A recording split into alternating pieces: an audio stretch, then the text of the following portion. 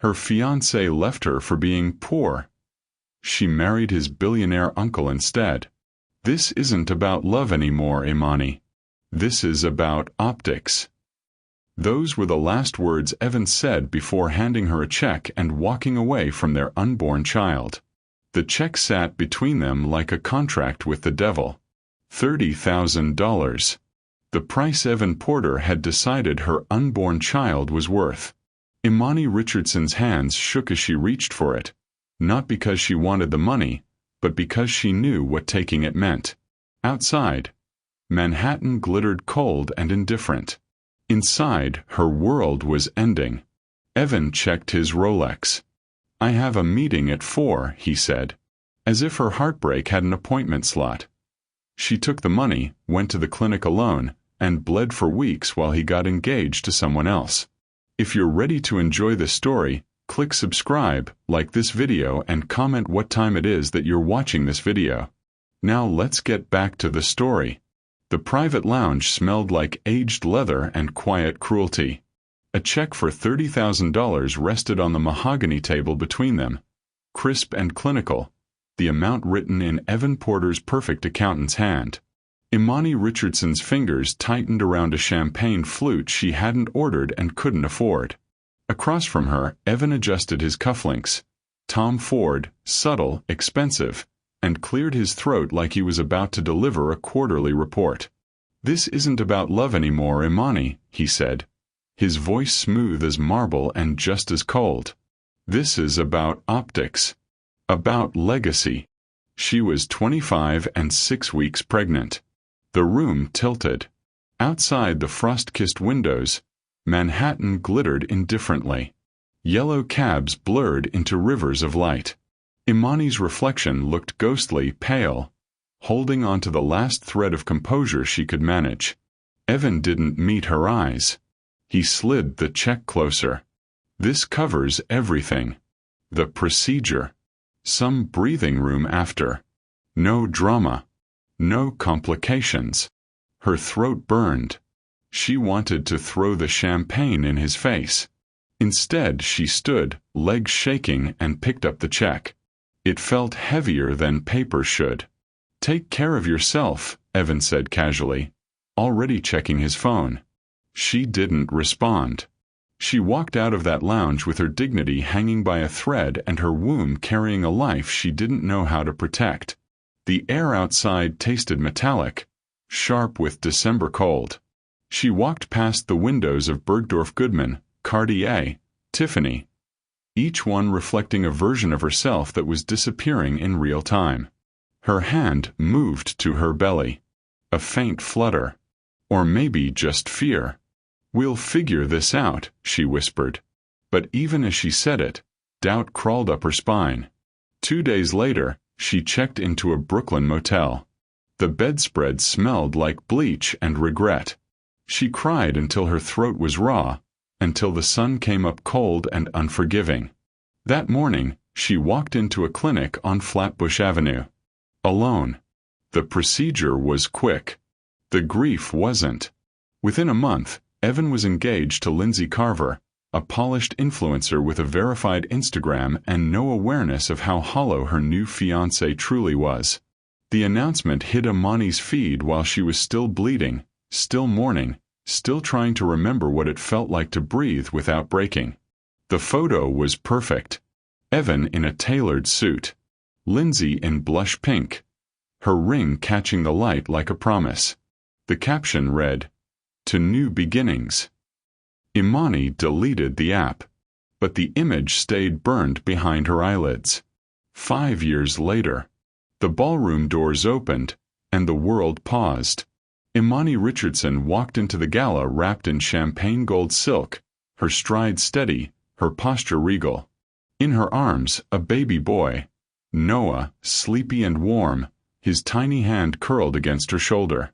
Beside her, Grant Ellison moved with the quiet confidence of a man who'd built empires, his navy suit tailored to perfection. In his arms, another boy, Caleb, bright-eyed and squirming, his chubby fingers reaching for the chandelier light above. Cameras flashed. Gasps rippled through the crowd. Heads turned. And somewhere near the bar, frozen mid-sip, stood Evan Porter and Lindsay Carver. Evan's champagne glass slipped. Lindsay's manicured hand shot out to steady him, but her eyes were locked on the woman in gold. The woman she'd never met but had heard whispered about in Evan's silences. The woman Evan had once discarded. Now standing beside the man he used to call washed-up legacy money. His uncle. Imani didn't look their way. She didn't need to. The moment spoke louder than any words ever could. This wasn't revenge. This was resurrection. It hadn't always been this way. Once Imani had believed in Evan. Once she'd thought love could be enough. But that was before the check. Before the clinic. Before she learned that some men measure a woman's worth in dollar signs and social media followers. Now, 5 years and a lifetime later, she stood in the center of a ballroom that cost more per hour than most people earned in a month, and she didn't flinch. The Metropolitan Museum's Temple of Dender glowed amber beneath strategically placed spotlights. Crystal chandeliers dripped light onto marble floors. Waiters in black tie glided between clusters of Manhattan's elite, balancing trays of moat and caviar blinis. The air smelled like money, Chanel No. 5, fresh orchids, and the particular musk of people who'd never known hunger. Imani adjusted Noah's weight against her shoulder. He was warm and heavy, his breath soft against her collarbone, tiny fingers clutching the fabric of her gown. Beside her, Grant's hand found the small of her back, steady and sure. Caleb squirmed in his father's arms, reaching for the light bouncing off a woman's diamond bracelet nearby. "Ready," Grant murmured, his voice low enough that only she could hear. She met his eyes. Gray, calm, unflinching. Always. They moved deeper into the room. The whispers started immediately. "Is that Grant Ellison? I heard he's worth. Wait, are those twins? Who's the woman?" Imani felt the weight of 100 gazes, sharp as scalpels. She'd forgotten this feeling, being dissected by strangers, reduced to speculation and rumor. But this time, she wasn't the girl being pitted. She was the woman being envied. Her gown caught the light with every step, champagne gold silk hugging curves that motherhood had softened and strengthened in equal measure.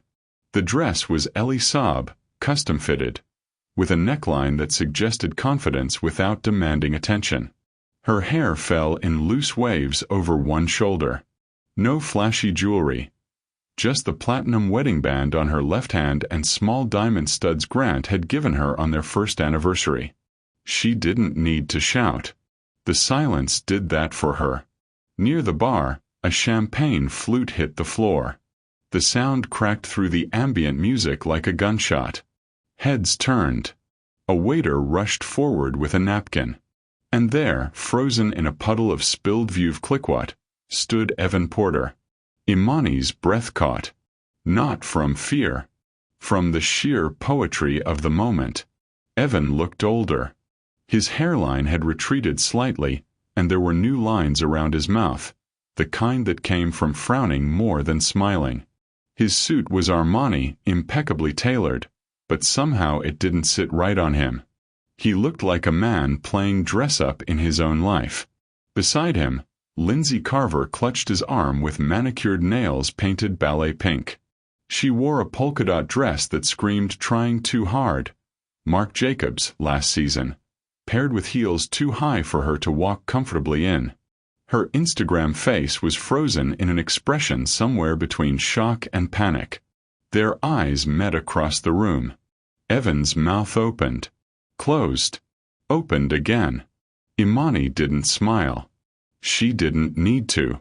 She simply shifted Noah higher on her shoulder, the movement drawing attention to the child in her arms. The baby's face was peaceful, cherubic, his skin a warm brown that echoed hers, his features already hinting at the strong jawline he'd inherited from Grant. Grant's hand tightened on her waist, a silent question.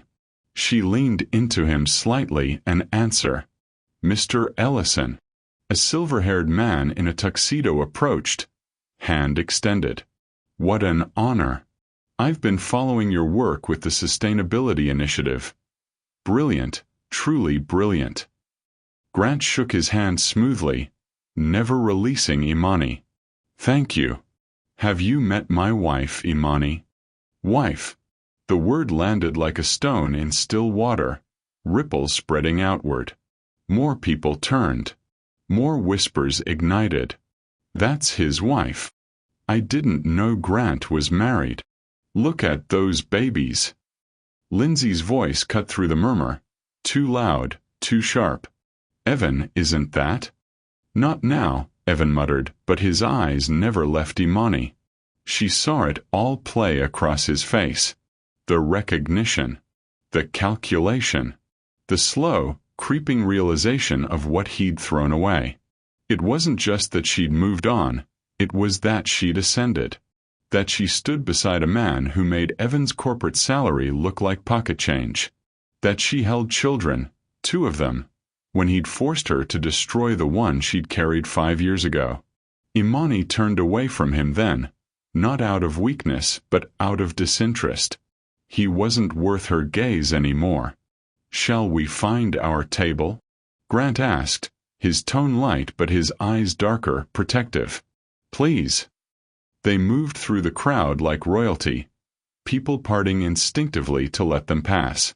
Caleb babbled something incomprehensible, and Grant smiled down at him, the expression transforming his usually serious face into something warm and devastating. Behind them, Imani heard Lindsay's heels clicking frantically on marble, heard Evan's low, urgent voice trying to explain something that had no explanation. But she didn't look back. Not even once. Because ghosts don't deserve a second glance. And Evan Porter? He was already dead to her. The resurrection had happened the moment she'd said yes to Grant, the moment she'd felt her son's kick inside her, the moment she'd chosen to build a life instead of mourning one. As they reached their table, front and center naturally, Grant pulled out her chair with one hand, Caleb balanced expertly in the other. Imani sat, settling Noah in her lap. The baby stirred, blinked up at her with dark, curious eyes.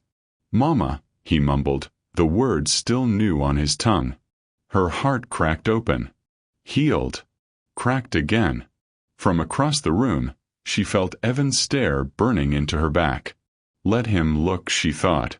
Let him see exactly what he lost. The lights dimmed. A spotlight hit the stage. The evening's program was about to begin. And Imani Richardson, no, Imani Ellison now, sat in the front row of her new life, holding the proof of her rebirth in her arms, and finally allowed herself to breathe. 3 years earlier. The coffee shop in Greenwich Village smelled like cinnamon and possibility. Imani had been hunched over her laptop, wireframes for a boutique hotel spread across her screen, when Evan Porter slid into the chair across from her without asking. "You're in my seat," he'd said, grinning. She'd looked up, annoyed, ready to tell him to find another table in the half-empty cafe. But then she'd seen his smile, crooked, confident, disarming, and something in her chest had shifted. "I don't see your name on it," she'd replied. "Not yet." That was how it started. With banter and coffee that went cold while they talked. With Evan insisting on walking her home even though it was 3 in the afternoon. With a first kiss under a street lamp on Bleecker Street that tasted like espresso and reckless hope. For 6 months it was beautiful. Evan was everything Imani thought she wanted. Columbia Business School, a job offer at Goldman Sachs already lined up, a family name that opened doors she didn't even know existed. But more than that, he was attentive. He showed up to her graduate thesis presentation with flowers. He listened when she talked about sustainable architecture and adaptive reuse. He made her feel seen. "You're going to change the world," he told her once. His hand tangled in her hair as they lay in her cramped studio apartment in Harlem. "I can feel it." She'd believed him. The cracks started small. It was the way Evan's jaw tightened when she mentioned her student loans. The pause before he answered when his colleagues asked what his girlfriend did. The subtle shift in his tone when he suggested she network more, instead of spending weekends sketching in coffee shops. "You have talent," he'd said over dinner at a steakhouse she couldn't afford. "But talent isn't enough. You need connections. Strategy." "I'm doing fine," Imani had replied, defensive. Fine isn't great. He'd reached across the table, his hand covering hers. "I'm just trying to help you be great." She'd nodded, swallowing the discomfort that lodged in her throat like a stone. By month 8, the comments were sharper. "Why are you still freelancing? You should be applying to firms. That dress is nice, but maybe something more polished? For the benefit next week. My mother asked about your family again. What should I tell her?" Imani had started to feel like a project he was trying to fix. Like she was a draft that kept coming back with red ink. But she loved him. Or she thought she did. Or maybe she loved the version of herself she saw reflected in his eyes when he wasn't critiquing her. The pregnancy test had 2 pink lines. Imani stared at it in the bathroom of her apartment, her hand shaking so badly she nearly dropped it in the sink. She was 25, still in grad school, barely making rent. But beneath the terror, there was something else. Something softer. A baby. She'd called Evan immediately. "We need to talk," she'd said, her voice tight. He'd come over within the hour, his tie loosened, his face already wary. She'd told him standing in her kitchen, the pregnancy test still on the counter between them like evidence at a crime scene. Evan had gone very still. How far along? His voice was flat, clinical. 6 weeks. Maybe 7. He'd nodded slowly, his jaw working. Then he'd looked at her, and his eyes were empty. "We can't keep it." The words landed like a slap. What? Imani, be realistic. He'd started pacing, his hand running through his hair. "I'm about to start at Goldman. You're still in school. Neither of us is ready for this." "But I'm not ready for this." He'd stopped, turned to face her. "This isn't the right time. You have to see that." She'd felt something crack inside her chest. "You're asking me to. I'm asking you to be smart." His tone had shifted, softer, almost pleading. "We can have kids later. When we're stable. When it makes sense." "It's not about making sense, Evan. It's already. Don't get emotional." He'd crossed to her, his hands on her shoulders. "I love you. But we have to think about our future. About what's practical." Practical. That word had haunted her for weeks. 2 days later, they'd met in that lounge on the Upper East Side. Evan had brought a check and a speech about optics and legacy. He'd had it all planned out, the clinic, the recovery time, even a weekend trip to the Hamptons afterward to reset. As if a life could be erased with a check and a change of scenery. "I'll go with you," he'd offered, almost as an afterthought. "No." The word had come out sharp, final. "I'll do it alone." Because somehow, walking into that clinic by herself felt less lonely than sitting beside a man who saw their child as a complication. The procedure had been scheduled for 9 a.m. on a Thursday. Imani remembered the fluorescent lights, the paper gown, the nurse's kind eyes. She remembered the sound of the machines, the cold of the table, the way her body had cramped afterward like it was mourning something it had lost. She remembered walking out into the gray November morning and realizing she'd never be the same. Evan had texted her that night. "How are you feeling? Need anything?" She'd stared at the message for 20 minutes, then deleted it without responding. 3 weeks later, his engagement to Lindsay Carver was announced in the New York Times wedding section. Imani had read it on her phone, sitting on the floor of her apartment, her body still healing, her heart still bleeding. The article called them a power couple to watch. It mentioned Evan's promising career, Lindsay's social media influence, their shared love of Michelin star restaurants and Martha's Vineyard. It didn't mention the girl in Harlem who'd loved him first, who'd carried his child for 7 weeks before letting it go because he'd asked her to, who'd been erased from his story like she'd never mattered at all. Imani had cried that night. Not the raw, gasping sobs of the motel room, but something quieter, deeper, the kind of grief that settles into your bones and changes your architecture from the inside out. When she finally stopped, she'd made herself a promise. She would rebuild. She would rise. And she would never ever let a man make her feel disposable again. It would take a billionaire with kind eyes and steady hands to show her what that promise actually looked like. But first, she had to survive the winter. The charity dinner smelled like white roses and old money. Imani had almost skipped it. The invitation had come through her graduate advisor, a fundraiser for sustainable housing initiatives, the kind of event where checks were written between courses and tax deductions discussed over creme brulee. She'd worn a simple black dress from Zara, her only pair of real pearls, and the armor of a woman who'd learned to smile through discomfort. She was still bleeding. Not physically, the clinic had been 2 months ago, but in the way that mattered. The kind of wound that no one could see but everyone seemed to sense, the way dogs smell fear. The ballroom at the Pierre Hotel glittered with the kind of wealth that whispered instead of shouted. Imani found her assigned seat at a table near the back, grateful for the anonymity. She'd planned to eat quickly, applaud politely, and leave before the networking began. Then Grant Ellison sat down beside her. "I'm told the salmon is acceptable but uninspired," he'd said, not looking at her, adjusting his cufflinks. Simple silver, no logos, the kind of understated that only came with real confidence. But the chocolate mousse makes up for it. Imani had glanced at him, surprised. He was older, late 40s, maybe early 50s, with silver threading through dark hair and eyes the color of a winter storm. His tuxedo was Tom Ford, impeccably tailored, but he wore it like an afterthought. There was something about the way he held himself, present but not performing. "Good to know," she'd replied, returning to her water glass. "You're in architecture." It wasn't a question.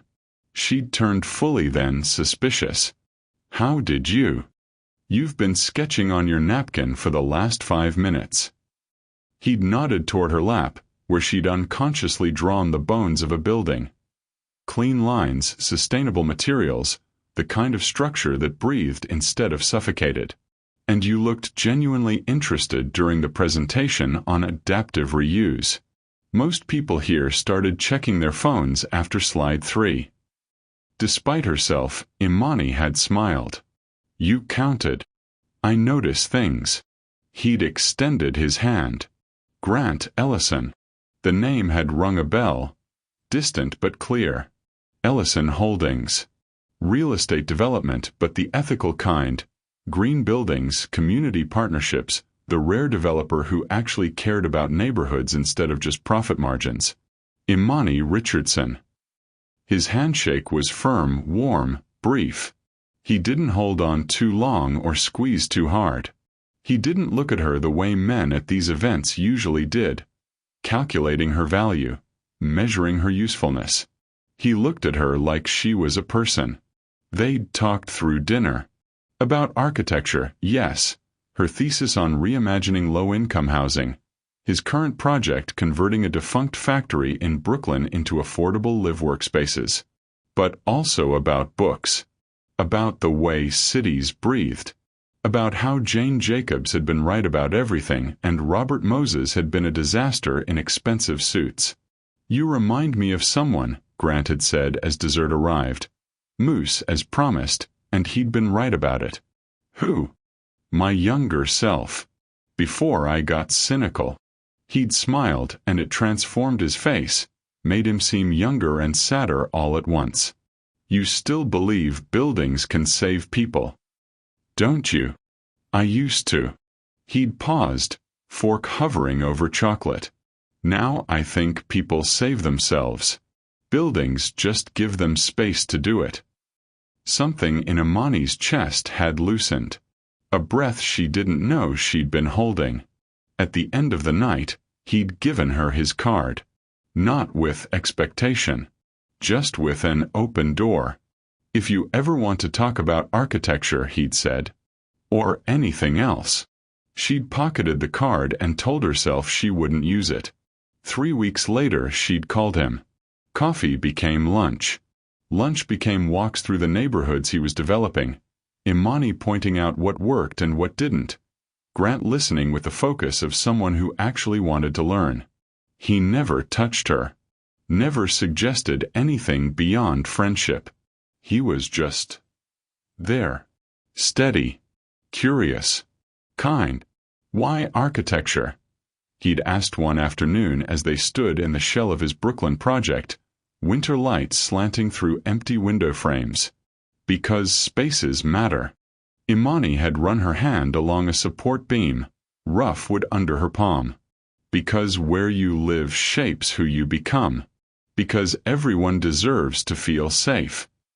Grant had watched her carefully. And do you feel safe? The question had landed too close to something raw.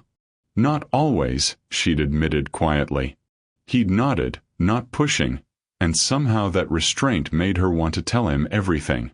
It happened 6 months after they'd met, in his office overlooking Central Park. Late evening, the city glittering below, scotch she didn't drink sitting untouched on his desk. They'd been discussing trauma-informed design, how to create housing for abuse survivors, and suddenly Imani was crying. Not prettily. Not quietly.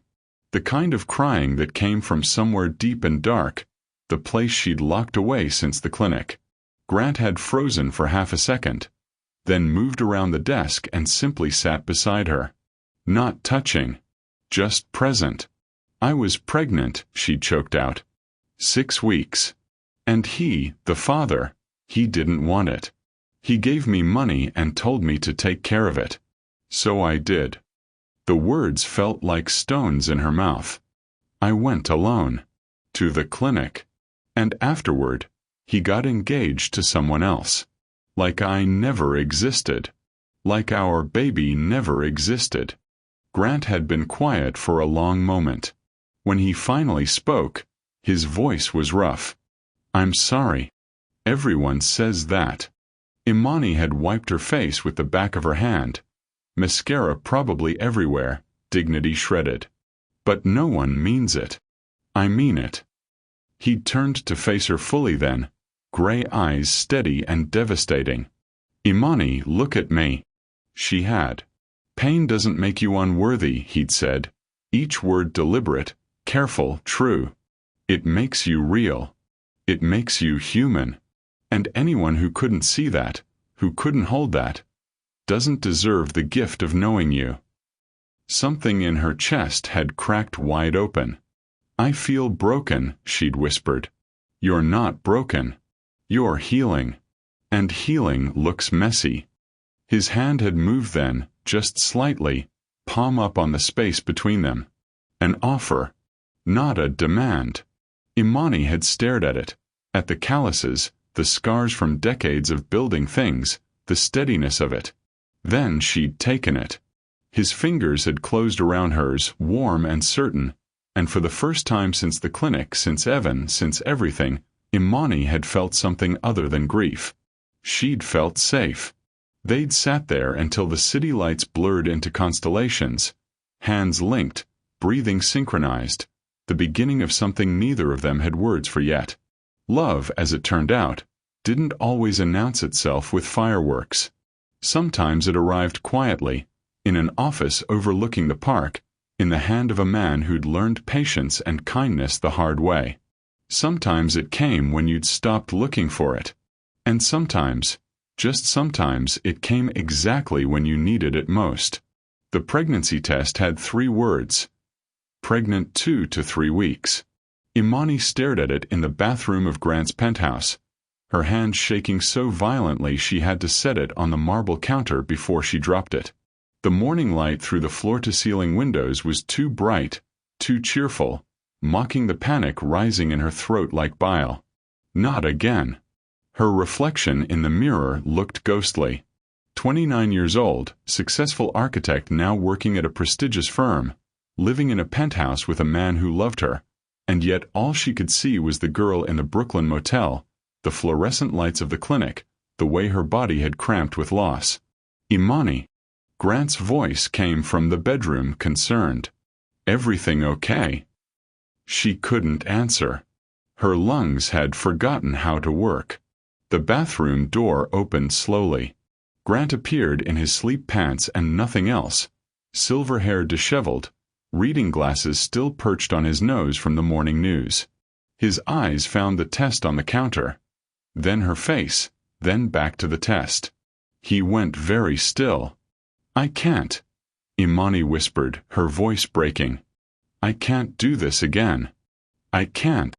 Grant crossed to her in 3 strides and pulled her against his chest. His heart beat steady beneath her ear, a rhythm her own had forgotten. "Breathe," he murmured into her hair. "Just breathe. You don't understand." She was crying now, ugly and gasping. "Last time he didn't want it. He made me." "I know." His arms tightened. "I know, love. I know. What if I can't? What if something goes wrong? What if? Then we'll handle it." He pulled back just enough to cup her face, forcing her to meet his eyes. Gray and steady and utterly unafraid. "Together. Whatever happens, we handle it together. You don't have to." "Imani." His voice was firm but gentle. "I'm not him. I will never be him. This baby," he paused, his hand moving to hover over her still flat stomach. "These babies, if you choose to have them, will be the most wanted children in the world. Not because of timing or optics or any of that bullshit, but because they're ours." The word ours cracked something open inside her. "I'm terrified," she admitted. "Good." He kissed her forehead, soft and sure. "That means you're paying attention." The morning sickness hit at 6 weeks. Imani spent 3 mornings in a row bent over the toilet while Grant held her hair back and rubbed circles on her spine. He never complained. Never looked disgusted. He just showed up, steady as sunrise, with ginger tea and saltines and the kind of patience she didn't know men possessed. "This is miserable," she'd groaned one morning, her forehead pressed against the cool tile. "You're growing humans," Grant had replied, wiping her mouth with a damp cloth. "You're allowed to be miserable." At 8 weeks, the ultrasound technician had gone very quiet. "Is something wrong?" Imani had gripped Grant's hand, panic flooding her veins. The technician had smiled then, conspiratorial. "Not wrong. Just double." "Double what?" Grant had leaned forward. "Heartbeats." She'd turned the screen toward them. "Congratulations. You're having twins." Imani had stared at the monitor, at the 2 tiny flickers of light, 2 impossible miracles, and started laughing. Or crying. Maybe both. Grant had pressed his lips to her temple, his voice thick. Overachievers. Just like their mother. The proposal happened at 20 weeks, on the rooftop of his penthouse under a September sky streaked with stars. They'd been lying on a blanket, Imani's growing belly pressing against the silk of her dress, when the fear had crept back in. It always did, in the quiet moments, in the spaces between heartbeats. "I'm scared to do this again," she'd whispered, her hand on her stomach where the babies tumbled and kicked, already so alive. Grant had been quiet for a moment. Then he'd shifted, propping himself up on one elbow to look at her fully. "Then we'll do it scared," he'd said simply. "But together." He'd pulled a small velvet box from his pocket. Cartier, simple, elegant, and opened it to reveal a platinum band with 3 small diamonds. Nothing flashy. Nothing performative. Just beautiful. I was going to make a speech, he'd admitted, his voice rough. But the truth is simple. I love you. I love who you are when you're terrified and who you are when you're brave. I love that you sketch on napkins and cry at ultrasounds and argue with me about load-bearing walls. He'd paused, his thumb brushing the curve of her belly. And I already love these 2 chaos agents who keep you awake at night. Imani's vision had blurred with tears. Marry me, Grant had said. Not a question. A promise. Not because it's practical or proper or expected, but because I want to stand beside you in every version of this life. Scared or certain. Messy or perfect. All of it. She'd nodded, unable to speak, and he'd slipped the ring onto her finger with hands that shook just slightly. Yes, he'd asked, needing to hear it. Yes, she'd choked out. Yes. Always yes. They'd married 3 weeks later at City Hall, Imani in a cream silk dress that accommodated her growing belly, Grant in a navy suit, a judge who smiled at the way they couldn't stop holding hands. The labor started at 37 weeks, at 3 a.m. on a Tuesday. Imani's water broke in their bed, soaking the Egyptian cotton sheets neither of them cared about. Grant had moved with practiced calm, hospital bag already packed, car already waiting, his hand never leaving hers. The delivery room at Mount Sinai smelled like antiseptic and fear and possibility. 14 hours later, as dawn broke over Manhattan, Noah arrived first. 6 pounds, 3 ounces, screaming his rage at the world with tiny fists clenched. The nurse placed him on Imani's chest, his skin still vernix-covered and perfect, and the sound that came out of Imani's throat was something between a laugh and a sob. "Hi, baby," she'd whispered, her voice broken and whole. "Hi. I'm your mama." 8 minutes later, Caleb followed, smaller, quieter, his eyes blinking open to study her face with startling focus. Grant had cut the cord with shaking hands, then bent to kiss both his sons, his wife, his entire world. The twins had cried together then, a harmony of new lungs and new life, and Imani had listened to that sound. Her sons, her boys, her proof that she'd survived, and felt something fundamental shift in her chest. This was rebirth. Not the pregnancy. Not the delivery. But this moment, these cries, these bodies, this love that she'd built from the ruins of heartbreak. Grant had sat on the edge of her bed, one twin in each arm, his face wet with tears he didn't bother to hide. "Look what we made," he'd said, his voice full of wonder. Imani had reached out to touch Caleb's tiny hand, Noah's soft cheek, Grant's tear-stained face. "Look what we survived to make," she'd corrected. And in that moment, with her family around her and her body exhausted but triumphant, Imani Richardson Ellison finally understood what it meant to be whole. Not unbroken. Not undamaged. But whole. The difference, she'd learned, was everything. The whispers multiplied like ripples in dark water. Imani felt them as she and Grant settled at their table, Noah's weight warm against her shoulder, Caleb squirming happily in his father's arms. The Metropolitan Museum's ambient lighting cast everything in amber and shadow, but she could feel the stares like physical touches. Calculating, curious, cutting. "That's Grant Ellison's wife. I heard she was nobody. A graduate student or something. Look at those babies. They're gorgeous. Isn't that Evan Porter over there? Doesn't he look?" Imani tuned them out. She'd learned years ago that other people's opinions were just noise.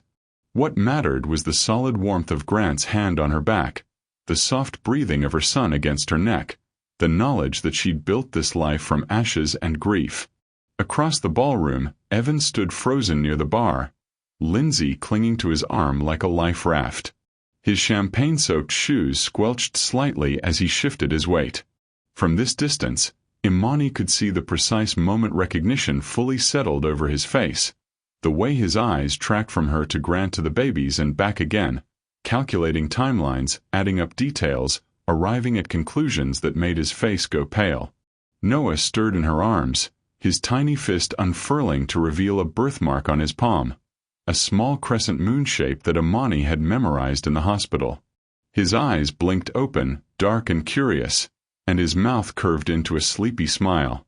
The smile was hers. But the timing, the specific way his lip quirked. Evan saw it. She watched the realization hit him like a physical blow. His hand gripped the bar counter, knuckles white. Because Caleb had it too, that same smile, the one Evan had once worn in photos from his childhood that Imani had seen back when she'd thought they had a future. Genetics were funny that way. Unforgiving. Lindsay's voice carried across the room, too loud, too sharp. That dress. She's clearly making a statement. The woman beside her, someone's wife dripping in Harry Winston, murmured something diplomatic. No, seriously. Lindsay's laugh was brittle. Champagne gold. To this event? It's so desperate. But her eyes told a different story. They catalogued everything. The custom Ellie Saab, the way the fabric draped Imani's post-baby curves like liquid light, the understated elegance that money couldn't buy if you didn't know how to wear it. Lindsay's own polka-dot dress suddenly looked exactly like what it was. Trying too hard. Grant leaned close to Imani, his breath warm against her ear. You okay? Perfect, she murmured and meant it. A microphone crackled to life. The room's attention shifted to the stage where a silver-haired man in a tuxedo stood beneath a spotlight. Ladies and gentlemen, if you'll please take your seats. We're about to begin this evening's program. The crowd settled, a hush falling over hundreds of Manhattan's elite. Crystal clinked. Silk rustled. Somewhere a baby, not hers, started to fuss and was quickly removed. The MC smiled warmly. Tonight, we're honored to announce a new initiative from Ellison Holdings, in partnership with one of New York's most innovative young architects. Ladies and gentlemen, Grant Ellison and Imani Ellison. Applause rippled through the room. Grant stood, Caleb cradled against his chest, and extended his hand to help Imani rise. She adjusted Noah in her arms, the baby's head resting perfectly in the crook of her neck, and together they walked to the stage. The spotlight was warm, blinding.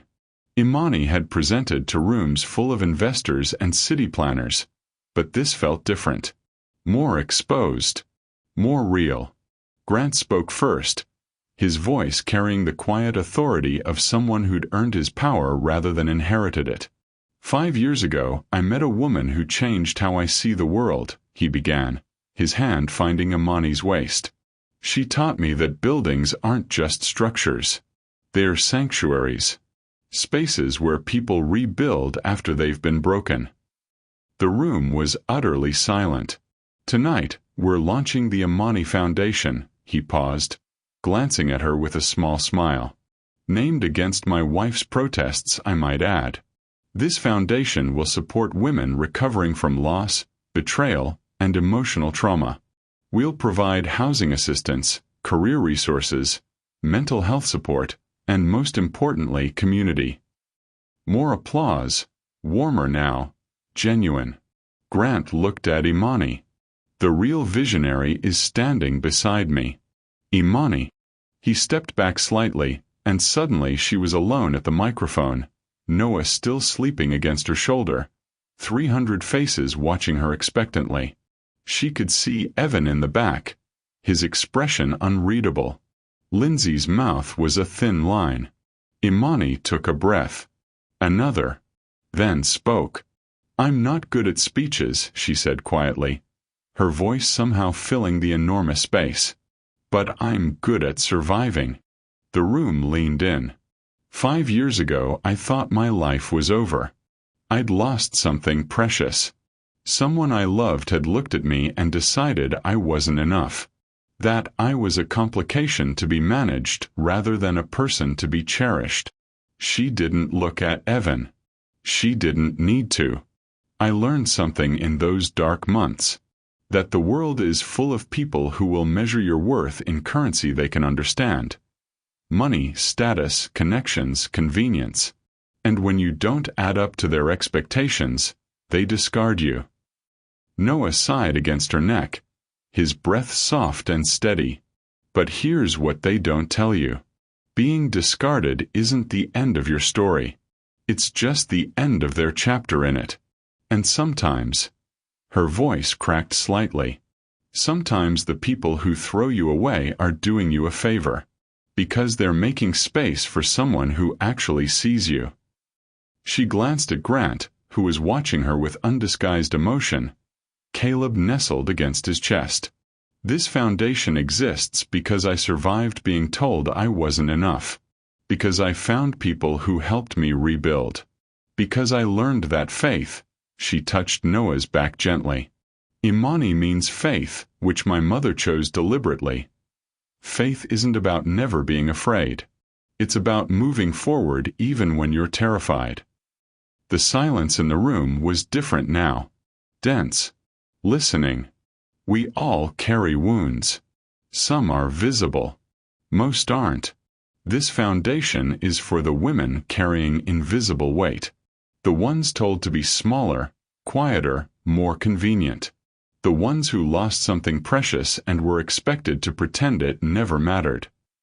Her eyes swept the crowd, landing briefly, devastatingly, on the space where Evan stood. You matter, she said softly, fiercely. Your pain matters. Your story matters. And whoever told you otherwise was wrong. She stepped back from the microphone. The applause started slowly, then built like a wave, standing, thunderous, genuine. Grant's arm came around her waist, solid and sure. Caleb reached for her face with chubby fingers. Noah stirred, blinking awake, his small mouth opening in a yawn. As they walked off the stage together, family intact, Imani caught one last glimpse of Evan's face. He looked like a man watching a train pull away from a station. The train he was supposed to be on, carrying the life he was supposed to have. But it was too late. The train had left. And she was never looking back. The applause was still settling like dust when Grant returned to the microphone. Imani had started to descend the stage stairs, Noah drowsy against her shoulder, when Grant's voice stopped her. One more moment, please. His tone was cordial, measured, the voice of a man who'd negotiated billion-dollar deals without raising his volume. I'd like to invite some of our key supporters to join us on stage. Imani turned, uncertain. This wasn't part of the program they'd rehearsed. Grant's eyes found her, steady and reassuring, then swept across the ballroom. The Imani Foundation exists because of people who believe in second chances, in redemption, in the possibility that we can all become better versions of ourselves. The room waited. Evan Porter, Grant said, his voice carrying to the back of the ballroom. Would you join us on stage? The silence that followed was seismic. Imani's breath caught. From her vantage point, she watched Evan's face go from pale to ashen. Lindsay's manicured nails dug into his sleeve, her eyes wide with something between excitement and panic. Evan's been a supporter of similar initiatives, Grant continued smoothly. The lie elegant and impossible to refuse. We'd love to hear his perspective. It was a trap disguised as an honor. A mirror held up to the light. Evan had no choice. Refusing would be a public admission of something. Cowardice. Shame. Irrelevance. He stood, his movements stiff, and began the long walk to the stage. Lindsay followed without invitation, her polka-dot dress suddenly looking garish under the scrutiny of 300 pairs of eyes. They climbed the stairs. The stage suddenly felt smaller, more exposed. Grant shook Evan's hand, the gesture perfectly professional. Thank you for joining us. Evan Porter, everyone, he gestured to the crowd. Investment analyst at Morgan Stanley. The applause was polite, tepid. Evan's smile looked painted on. Up close, Imani could see the fine lines around his eyes, the way his Rolex caught the light. Too bright, too obvious. He'd aged in 5 years, not badly but hollowly. Like a building with good bones but no soul. "Evan, you've worked in finance for nearly a decade now," Grant said, his tone conversational. "What draws you to causes supporting women in crisis?" The microphone was suddenly in Evan's hand. He blinked at it like it might bite him. He cleared his throat. "Well, I believe in giving back. To the community. In helping those who are less fortunate." The words landed with a thud. Clinical. Detached. The language of someone who'd never actually been close to struggle. And what personal experiences inform that belief? Grant pressed gently. Evan's jaw worked. "I think we all have a responsibility. To support those who need it. It's about corporate social responsibility. Tax structures that incentivize." He was drowning in buzzwords, reaching for the language of quarterly reports when what was needed was humanity. Lindsay stepped forward then, sensing his flailing, her hand reaching for the microphone. "What Evan means." Grant smoothly intercepted, his smile never wavering. "And Ms. Carver, welcome. How do you see your platform contributing to women's empowerment?" Lindsay's face lit up. This was her territory. Microphones and attention. "Oh, absolutely. I'm so passionate about this." Her voice had that practiced Instagram inflection, every word stretched for emphasis. "I think it's so important for women to, support other women. That's why I always share empowering quotes on my feed. And I'm actually partnering with a skincare brand that donates, 5% of proceeds to women's shelters." The room had gone very quiet. The kind of quiet that preceded judgment. "Which shelters?" someone asked from the audience. Lindsay's smile flickered. Various ones. It's on their website." Imani stood to the side, Noah still in her arms. Caleb now reaching for her from Grant's embrace. She watched the scene unfold with something like pity.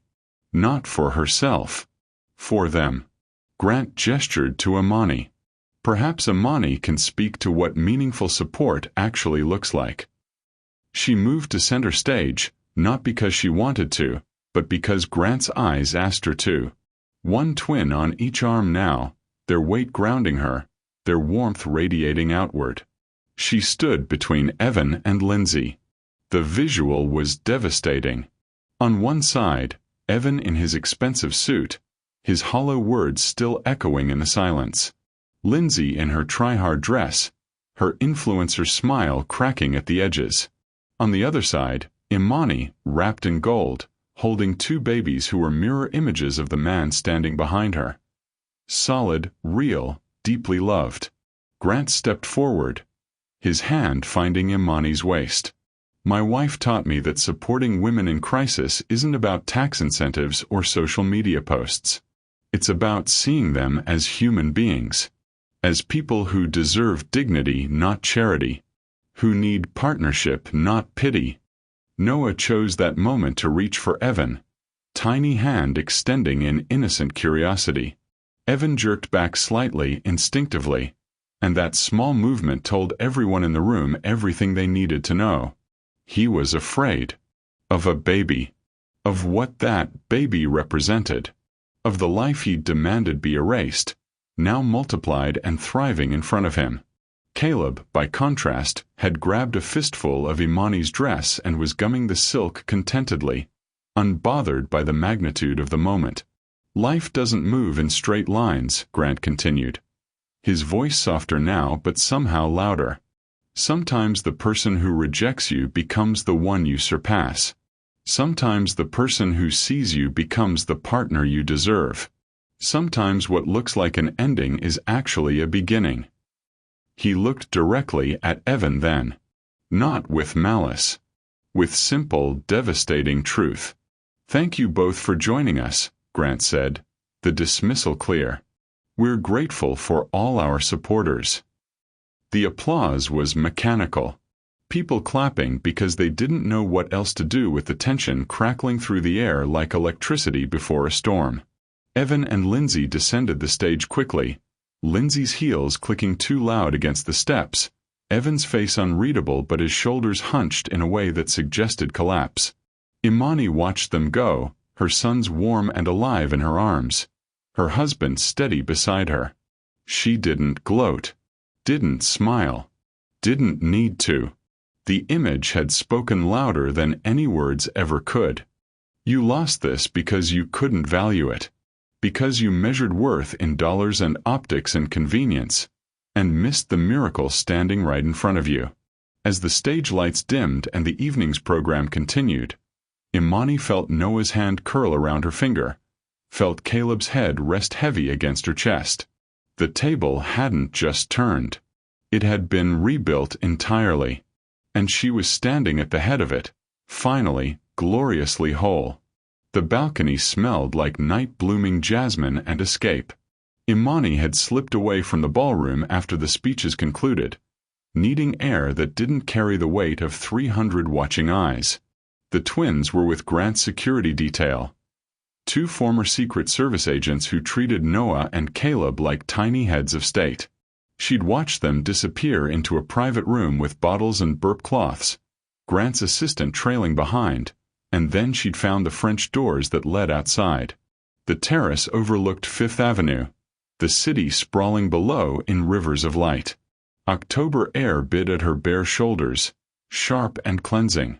She wrapped her arms around herself, the champagne gold silk suddenly thin against the cold. Behind her, the door opened. She knew without turning. Some part of her had been waiting for this. Imani. Evan's voice had lost its polish. It sounded raw now, scraped clean of corporate veneer. She turned slowly, deliberately. He stood in the doorway, backlit by the ballroom's amber glow, his Armani suit suddenly looking like a costume. His hair was slightly disheveled. He'd been running his hands through it, a nervous habit she'd once found endearing. "Don't," she said quietly. He stepped onto the balcony anyway, letting the door close behind them. The music from inside became muffled, distant. "I didn't know you were," his voice cracked. "I didn't know you'd moved on." She supplied the words he couldn't find. Survived. Thrived. All of it. He moved closer, and she caught the scent of expensive cologne failing to mask desperation. The twins. There. He stopped, swallowed hard. How old are they? 15 months. His eyes did the math quickly the way analysts do. Conception would have been roughly 2 years after their breakup. Far enough removed that he had no claim. Close enough that the wound still felt fresh. "They're beautiful," he said, and it sounded like an apology. "They are. And Grant, my uncle, he's everything you're not." She said it without venom. Simple fact. Evan flinched like she'd slapped him. "That's not fair." Fair. The word tasted bitter. "You want to talk about fair, Evan? Here. Now." His hands lifted, fell helplessly. "I was young. We both were. I wasn't ready for a baby. You can say it." Imani's voice was steady, surgical. "You weren't ready for a baby. For responsibility. For me. I made a mistake." The admission came out strangled. "I see that now. Watching you up there with him, with them." His breath shuddered. "That could have been." "No." She cut him off sharply. "It couldn't have been. Because the man who could have that life would never have handed me a check and told me to handle it. Would never have measured a child's worth in dollars and inconvenience. Would never have gotten engaged to someone else while I was still bleeding." Evan's face crumpled. He looked suddenly older, the lines around his mouth deeper. The confidence that had once defined him eroded to nothing. "I didn't know what I was throwing away," he whispered. "You knew exactly who I was." Imani stepped closer, her voice soft but devastating. "You just didn't think I was enough. Not wealthy enough. Not connected enough. Not polished enough for your world." She paused, letting the words land. "The problem wasn't me, Evan. It was your inability to see value in anything that didn't come with a price tag and a pedigree." "Imani, those babies you saw tonight?" Her voice didn't waver. "They exist because I survived you. Because I found someone who didn't need me to be anything other than myself. Who didn't see my dreams as obstacles or my feelings as complications to manage." Evan's eyes were wet. Actually wet. She'd never seen him cry, not once in 2 years together. "I'm sorry," he choked out. "God, I'm so sorry." "I know." And she did. She could see it in every line of his body, every crack in his voice. But apologies didn't change the past. They didn't unwrite the clinic or the motel or the months she'd spent rebuilding herself from ruins. "But sorry doesn't give me back what you took." The balcony door opened again. Grant stepped out, his presence immediately shifting the air. He didn't look at Evan. His eyes found Imani, cataloging her posture, her expression, making sure she was whole. "The boys are asking for you," he said quietly, though they both knew 15-month-olds didn't ask for much beyond milk and sleep. It was an exit line. A rescue disguised as necessity. Imani moved toward him gratefully. Grant's hand found her waist, warm and possessive and utterly secure. Only then did he acknowledge Evan, his gaze cool and measuring. "Evan."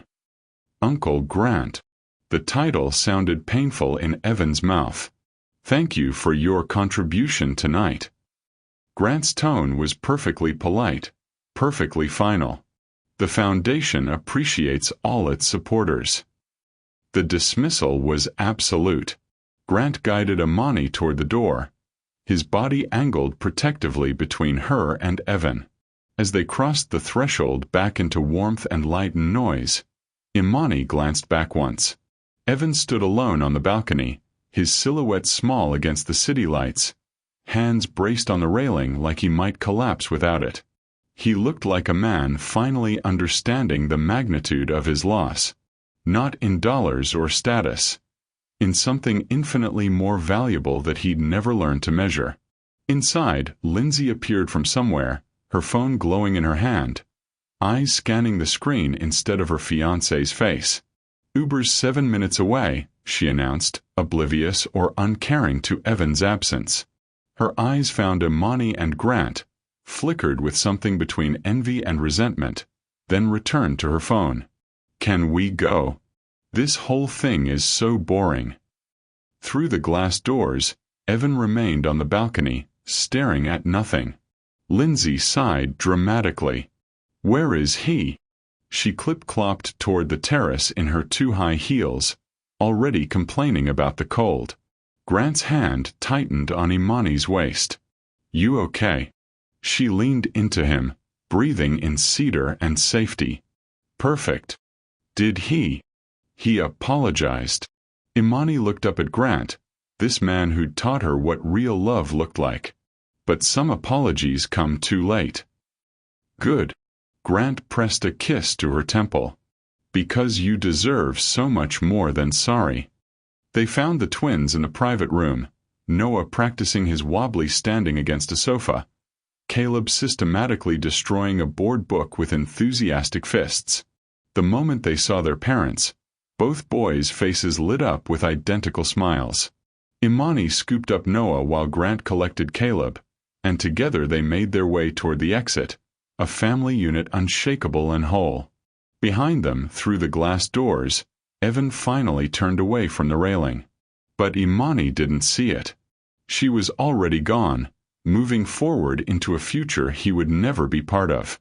And this time, when she walked away, There were no tears. Only peace. The penthouse nursery smelled like lavender baby wash and new beginnings. Imani knelt beside the oversized tub, her sleeves rolled to her elbows, warm water lapping against porcelain as Noah splashed with both hands. Bubbles caught the light from the floor-to-ceiling windows, tiny galaxies floating in bathwater. Behind them, Manhattan glittered, 1,000 stories happening simultaneously, none of them hers anymore. She'd written her own. Grant sat on the bathroom floor beside her, Caleb cradled against his chest, waiting his turn. The baby gnawed on a rubber duck, drool sliding down his chin, completely content in his father's arms. "He's going to eat that duck," Imani observed, wringing out a washcloth. "He eats everything." Grant kissed the top of Caleb's head, breathing in that particular sweetness that only babies possessed. Milk and innocence and infinite possibility. "Yesterday I caught him trying to eat his own foot." "He gets that from you." Grant laughed, the sound warm and unguarded. "I've never eaten my own foot. You know what I mean." Imani lifted Noah from the tub, his skin slippery and perfect, wrapping him in a towel embroidered with tiny elephants. He immediately tried to escape, squirming like a fish. The determination. The single-minded focus. "Is that code for stubborn?" "Your word, not mine." She dried Noah with practiced efficiency. Behind his ears, between his toes, the soft folds of his neck where milk sometimes pooled. He babbled something that might have been mama, or might have been pure chaos. She chose to believe the former. Grant lowered Caleb into the now calm water, and the baby's expression shifted to bliss. He lay back against his father's forearm, eyes half closing, limbs floating. "He's going to fall asleep in there," Imani warned. "Wouldn't be the first time." She finished dressing Noah in soft cotton pajamas, pale blue, covered in moons and stars, and set him in the play area where he immediately crawled toward a pile of board books. The nursery was painted a warm cream, filled with natural light even at night, shelves lined with books they'd read 1,000 times and toys mostly ignored in favor of cardboard boxes. Imani returned to the tub, sitting cross-legged on the heated tile floor, watching Grant wash Caleb with the kind of tenderness that still surprised her sometimes. This man who negotiated billion-dollar deals, who commanded boardrooms and construction sites, reduced to putty by a 15-month-old with his father's eyes. "What?" Grant asked, catching her staring. "Nothing. Everything. Just this." He understood. He always did. The city hummed beyond the windows. Somewhere out there, Evan was probably pouring himself a drink, Lindsay probably scrolling through Instagram, both of them living in a world that looked successful from the outside but felt hollow from within. Imani didn't pity them, but she didn't hate them either. Mostly she felt grateful. "What are you thinking?" Grant asked quietly, lifting Caleb from the water, the baby immediately protesting the temperature change with a dramatic whimper. "That 5 years ago I thought my life was over." Imani handed him a towel, this one embroidered with tiny whales. In that motel room in Brooklyn, crying into a pillow that smelled like bleach and someone else's regret, I couldn't imagine ever feeling whole again. Grant dried Caleb carefully, the baby's protests fading into yawns. "And now I'm sitting on a bathroom floor in a penthouse watching my husband bathe our son, and I can't remember what broken felt like." She paused, correcting herself. "No, that's not true. I remember. But it doesn't hurt the same way anymore." Grant finished dressing Caleb, matching pajamas to his brother's, and set him down. The baby immediately crawled toward Noah, and the two of them collided in a tangle of limbs and giggles. Grant moved to sit beside Imani on the floor, his shoulder pressing against hers, solid and warm. "Can I ask you something?" His voice was quiet, careful. "Always. If you could go back to that night in the motel," He paused, choosing his words. Would you change anything? Imani was quiet for a long moment, watching their sons play. Noah had found a book about trucks. Caleb was trying to eat it. The question deserved honesty, not comfort. The pain was real, she said finally. The loss was real. And for a long time, I thought that night broke me permanently. She turned to look at Grant, this man who'd shown her what it meant to be truly seen. But no, I wouldn't change it. His eyebrows rose slightly. That night made this life possible, she continued, her hand finding his. If Evan had been different, if he'd wanted the baby, if we'd stayed together, I would have built a life on compromised foundations. I would have spent years trying to be enough for someone who'd already decided I wasn't. I would have missed this. She gestured to the room, the boys, the life they'd created. I would have missed you. Grant's fingers tightened around hers. The woman who walked out of that clinic, Imani said. She was devastated. But she was also free.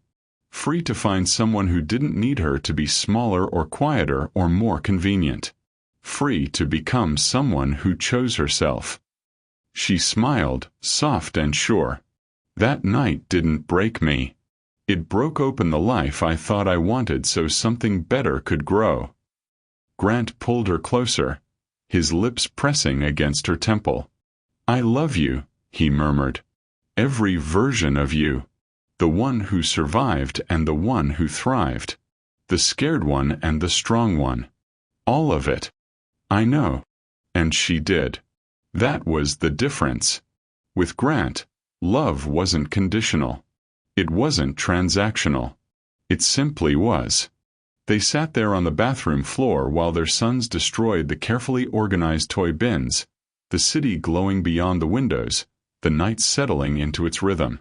Eventually, they carried the twins to their cribs, Noah fighting sleep like it was a personal enemy, Caleb surrendering immediately.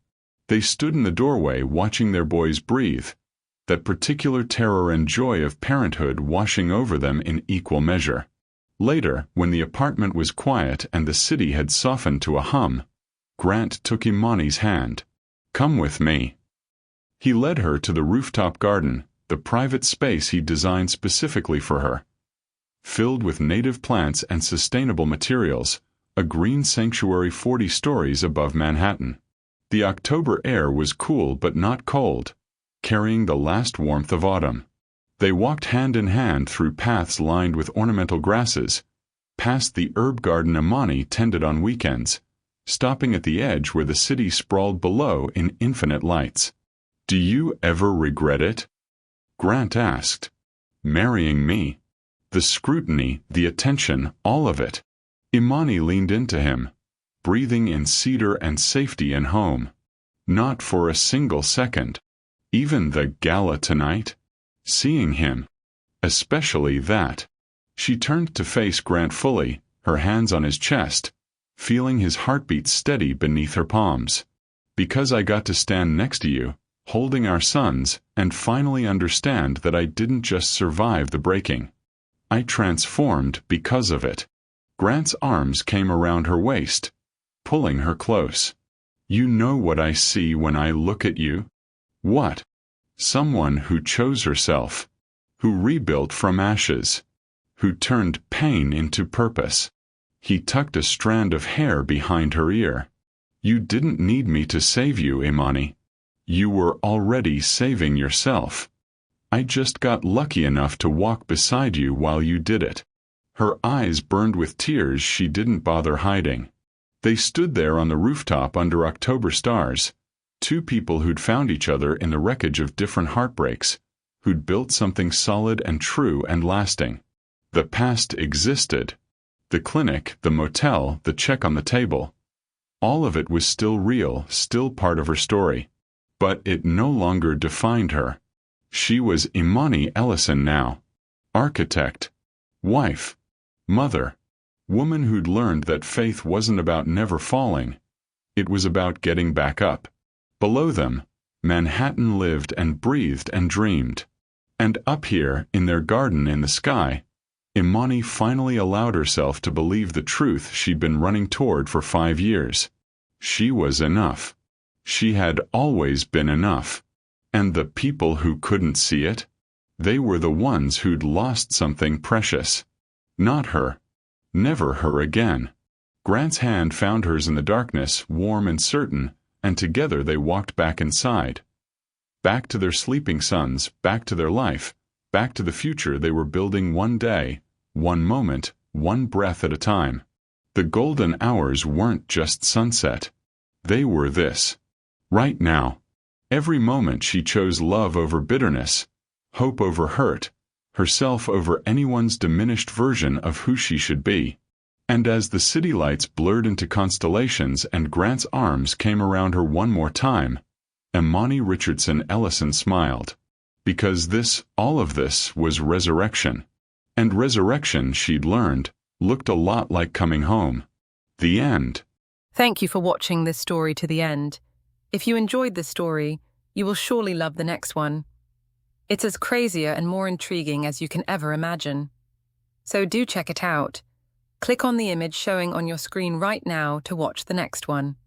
Don't forget to subscribe, and I'll see you in the next one. Bye for now.